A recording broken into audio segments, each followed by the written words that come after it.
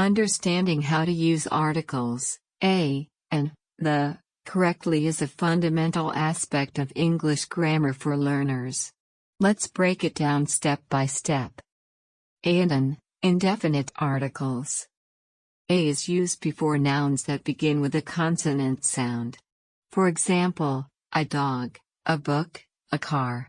An is used before nouns that begin with a vowel sound.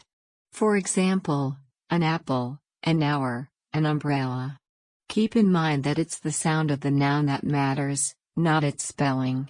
For instance, an hour starts with the vowel H, but the H is silent, so it's the sound OW that determines the use of an. The, definite article. The is used to specify a particular or known noun.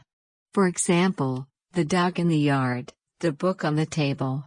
It's also used when you expect the reader to know which specific noun you are referring to. For instance, could you pass the salt? Assumes that the listener knows you're talking about the salt on the table. General guidelines. Use a or an when referring to a non-specific or generic item. For example, I saw a bird, any bird, not a particular one. Use the when referring to a specific or previously mentioned item. For example, I saw the bird you were talking about. Practice tips. Start by identifying whether a noun is specific or general in a sentence. Check the beginning sound of a noun to decide whether to use a or an.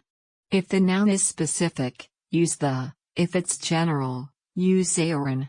Here are some examples to illustrate these concepts. Specific, I need the book on the top shelf. General, I need a book to read tonight. Sound-based, she's an honest person.